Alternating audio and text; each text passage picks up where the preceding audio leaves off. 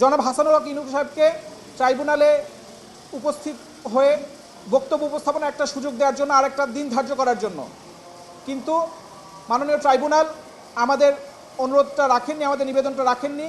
তাকে তার বক্তব্য, মৌখিক বক্তব্য উপস্থাপনের কোনো সুযোগ দেওয়া হয়নি, যেটাতে আসলে আমরা সংক্ষুব্ধ হয়েছি। কিন্তু আমরা একটি লিখিত ব্যাখ্যা ট্রাইব্যুনালে জমা দিয়েছি, প্রায় 64 পাতার একটি ব্যাখ্যা জমা দিয়েছি। আপনারা জানেন জনাব হাসানুল হক ইনু একজন বীর মুক্তিযোদ্ধা। এই মার্চ মাসে, স্বাধীনতার ঘোষণার মাসে দাঁড়িয়ে বলতে হয় বাংলাদেশ জন্মের সাথে, জন্মের ইতিহাসের সাথে জনাব হাসানুল হক ইনু জড়িত। এমনকি কিছুদিন আগে যে পতাকা উত্তোলন দিবস গেল, এই বাংলাদেশের জাতীয় পতাকার নকশাকারীদের মধ্যে, নকশার সাথেও তিনি সম্পৃক্ত।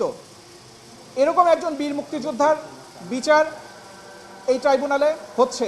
আপনারা জানেন সদ্য বিদায়ী যে অন্তর্বর্তী প্রশাসন ছিল, যে অন্তর্বর্তী সরকার ছিল, সেই সরকার ক্ষমতা গ্রহণের পর থেকে যতদিন তারা ক্ষমতায় ছিল ততদিন বাংলাদেশের মুক্তিযুদ্ধের মৌলিক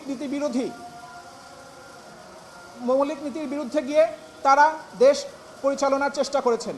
এবং সেই সময় মুক্তিযুদ্ধের নীতির সমর্থনকারী এবং বাংলাদেশের সংবিধানের সমর্থন এবং সংরক্ষণের জন্য যারা সবসময় জোরালো ভূমিকা রেখেছেন, জোরালো বক্তব্য প্রদান করেছেন, তাদের বিরুদ্ধে একের পর এক গায়েবী মামলা দিয়ে এবং ভিত্তিহীন মিথ্যা তথ্য দিয়ে মামলা দিয়ে তাদেরকে কারান্তরীণ করেছেন।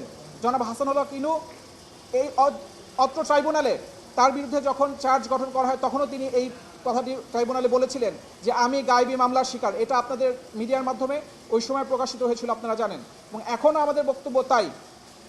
এই ট্রাইব্যুনালে তার বিরুদ্ধে যে ফর্মাল চার্জ দেওয়া হয়েছে, সেই ফর্মাল চার্জে বাংলাদেশের 1971 সাল থেকে এই 2024 সাল পর্যন্ত 54 বছরের খণ্ডিত অংশের বিকৃত ইতিহাস বর্ণনা করা হয়েছে। তার বিরুদ্ধে অভিযোগ ছাড়াও বিকৃত ইতিহাস বর্ণনা করেছে। সেই ইতিহাসের বিরুদ্ধে আমরা জনাব হাসানুল হক ইনু বাংলাদেশ সৃষ্টির পটভূমি, বাংলাদেশ স্বাধীনতা অর্জনের পর থেকে এ যাবৎকাল পর্যন্ত বিভিন্ন রাজনৈতিক ঐতিহাসিক ঘটনাবলীর ব্যাখ্যা, তার এই ব্যাখ্যার যে ব্যাখ্যা আদালতে দাখিল করেছে তার সাক্ষী আমরা ডিফেন্স উইটনেস দিয়েছি। কিন্তু আজকে দিন ধার্য ছিল আসামির বক্তব্য উপস্থাপনের জন্য, তার নিজের ব্যাখ্যা উপস্থাপনের জন্য। চার্জ সংক্রান্তে আমরা ট্রাইব্যুনালে আবেদন করেছিলাম, উনি একটি মৌখিক বক্তব্য ট্রাইব্যুনালে উপস্থাপন করতে চান। ট্রাইব্যুনাল আমাদেরকে সেই সুযোগটি দেননি। বলেছেন যে দিলে আজকেই লিখিত বক্তব্য দিতে হবে, না দিলে মৌখিক বক্তব্য দেওয়ার সুযোগ নেই।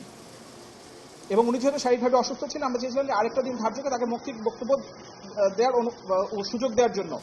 তথাপি এই লিখিত বক্তব্য যখন আমরা জমা দেই তখনও আমরা অনুরোধ করেছিলাম তার অসুস্থতা সত্ত্বেও তাকে যেহেতু ট্রাইব্যুনালে আনা হয়েছে এবং তিনি হাজতখানায় উপস্থিত আছেন, তাকে কিছুক্ষণ সময়ের জন্য হলেও তার মৌখিক বক্তব্য উপস্থাপন করার সুযোগ দেওয়া হোক।